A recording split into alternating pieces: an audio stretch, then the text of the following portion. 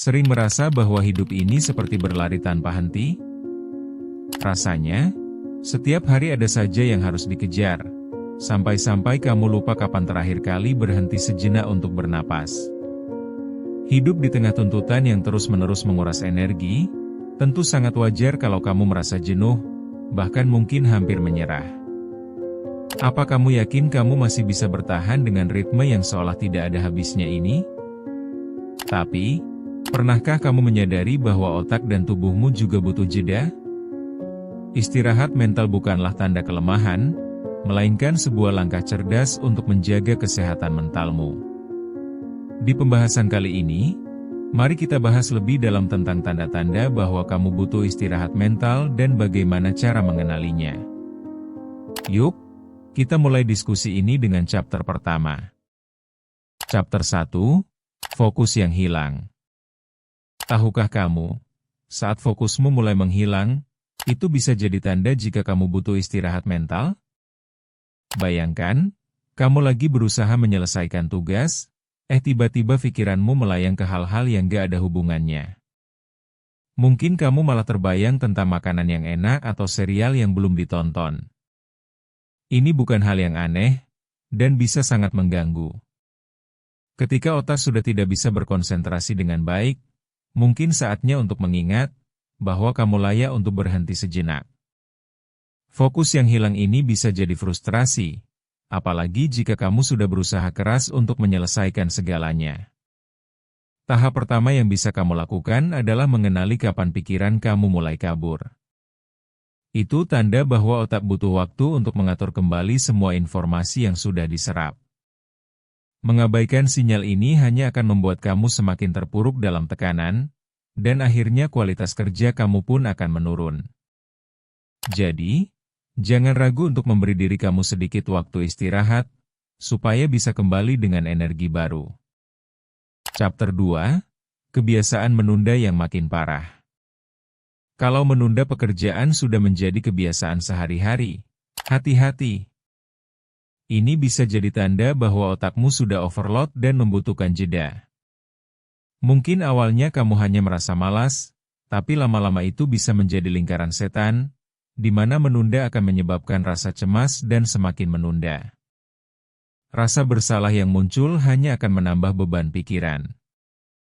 Jadi, mau sampai kapan terjebak di dalam siklus ini?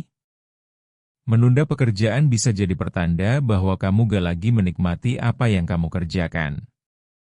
Rasa jenuh itu nyata, dan mungkin saatnya untuk memberi diri kamu ruang untuk beristirahat. Kenapa tidak mencoba untuk menempatkan dirimu dalam situasi yang berbeda? Sesekali keluar dari rutinitas akan memberikan perspektif baru yang bisa jadi sangat membantumu kembali bersemangat. Chapter 3, Overthinking yang memusingkan.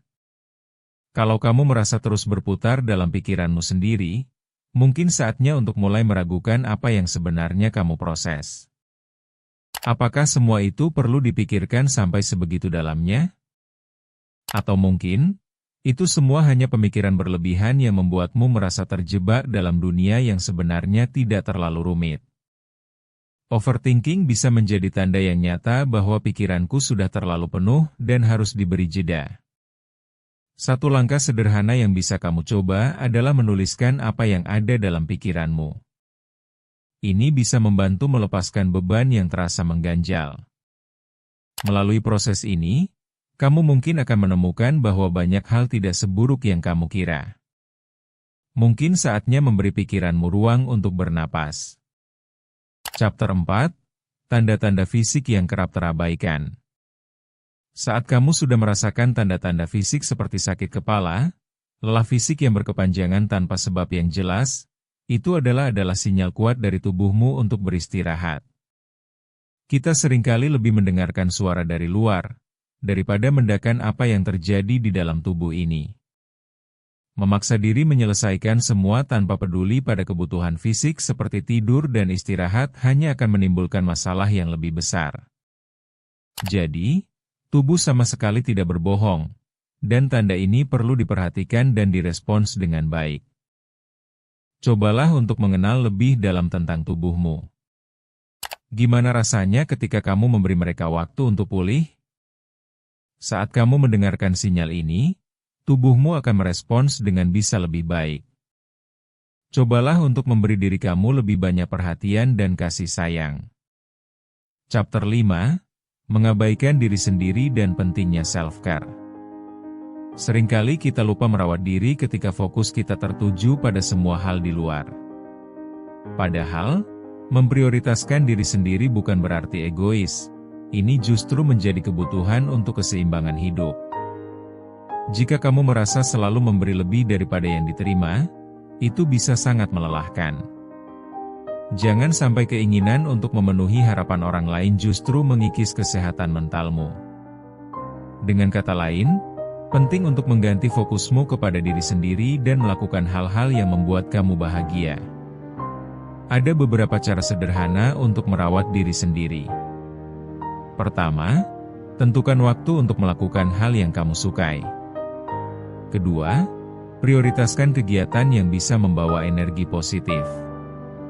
Ketiga, jangan ragu untuk meminta bantuan dari orang-orang terdekat jika dirasa perlu.